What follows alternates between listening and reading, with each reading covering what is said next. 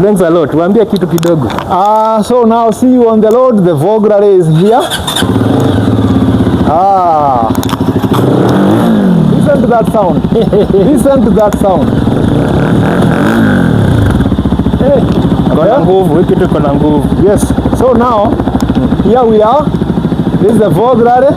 Hi guys, this is Paul from Nairobi Power Bikes. Over here I have Mr. Meshak himself, the brand ambassador. Kindly introduce, waambie watu handles nini? Meshak Samson Minor on Facebook, official names. YouTube 2 Wheels Paradise, and then TikTok is 2 Wheels Paradise. Those are the social medias I use. And I am Paul Mudhama. My number is 0720 965 222. Paul, you can get me on social media as Nairobi Power Bikes or dash Paul Bikes, Instagram, everywhere Paul Bikes, Nairobi Power Bikes, you'll get me there. So we have the new machines finally arrived. Of course, Mr. Meshak has to introduce these machines. Please tell us about these machines and what's new.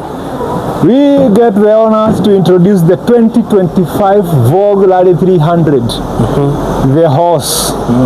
And this thing is tall. I am almost 6 feet tall, just like this, 6 feet. And first of all, see how tall this thing is. And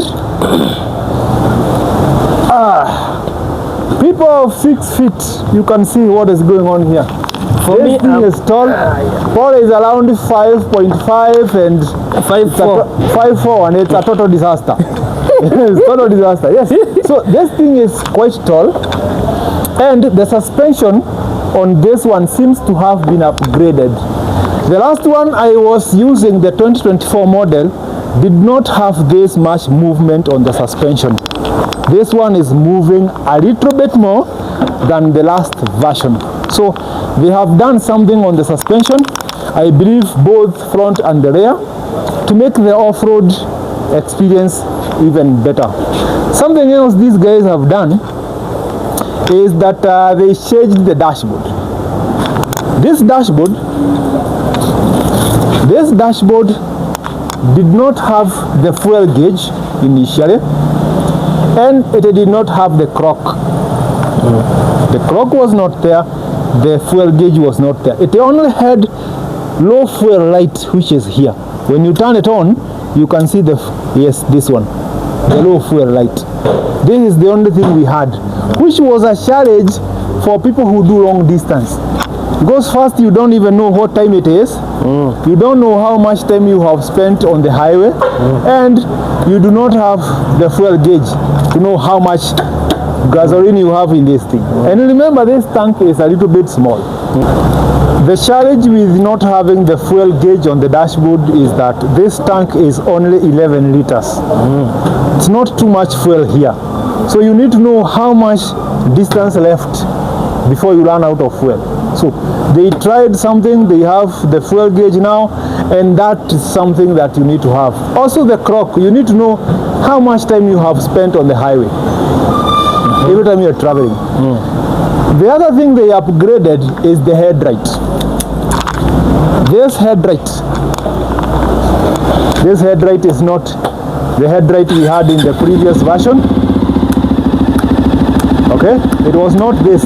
We had 2 halogen bulbs, which were not very okay, especially when you're traveling with a passenger. When someone sits at the back, you add a lot of weight to the rear suspension, it used to lift the headlight up, and then you lose focus. So now they have upgraded the light into the LED projectors, and also this stripe, the parking light, something beautiful. This one, this is so beautiful. This is the parking light. They have done something so good with the headlight on this model. Lastly, what I noted they have upgraded is the gear shifter. This thing tends to break when you drop the bike, especially going off-road. So now they have given you something that bends. So there is no break in this one. Very nice, the gear shifter. We have made sure this one is foldable. So now what I'm expecting, maybe in the next version, they will also find a way of folding the brakes. Also having the brake lever foldable. Because you see, the foot peg folds, and then if it folds, it gives up the brake lever. Okay. So the brake lever will get the heat, but the foot peg will fold. So now they have sorted out this side. So nice. So now they also need to sort out the other side. Everything else on this bike, I feel it is perfect the way it is. And how about the consumption? The previous version I was using was giving me around 32 to 33 kilometers a liter. I am expecting maybe the same or even better for this version, because if there is anything they did when they were upgrading the dashboard and the fuel, the fuel gauge and the gear levers, if they did anything to the engine, it is going to give us some better performance on the highway and also better fuel mileage. Okay. But definitely that is not going to be a problem, because right now I'm taking this out. So you're living with this machine? Yes, I'm living with this specific one, this one. So you'll give us reviews? This one. Sasa. I'll give you reviews kwa highway with this one. I already have my gate keys here because I don't want to make any mistakes. I'm living with this one. And how about, is it good for long distance? Yes. Long distance, that one is okay. The seat is very comfortable. At least the last one I was using was around 5,000 kilometers in 1 month. Both off-road, long distance, highway, I did everything with passengers and with bags and stuff like that. And tell us about this. I see it has the spokes wheels. What's the advantage of having this over alloy rims? For someone who wants to ride pure off-road through locks, crossing rivers and stuff like that, you need to have these tiny wires, the spokes, because these things, as much as they are tight, they usually have some little movement which takes the shock. They absorb the impact before it gets to the suspension all the way to the handlebars, to your hands. They take it. So when you're riding off-road, pure off-road with spoke wheels, the ride is comfortable than someone who is riding with rigid, solid alloys. Something else, these ones are more durable because they are made of pure metal. This is pure metal. And you know, alloy is a combination of metals molded together to make something which is not so strong. But these ones are tough. The other issue is, if you happen to hit something and one of them breaks, you can replace that one. So you can replace that one. It's affordable and easy to maintain. Easy to maintain. Something else, the rim is made of pure metal. But on the alloy wheels, the alloy is the complete thing. This part and this part is alloy. If you hit something, you tend to break the rim itself. But for this one, breaking it, you must have had a very serious accident before you can damage this one completely. Okay. Yes, so they are durable, easy to maintain, and also comfortable to ride off-road. Nice. And also I see it has the switch, ABS. Yeah. For ABS, for a motorcycle that is meant to go serious off-road, the first thing you need to have is this, the ABS the ABS switch. What happens is, when you go off-road, ABS tends to complicate your braking and it can get you into very serious trouble. You need to switch this thing off to allow the bike to lock wheels.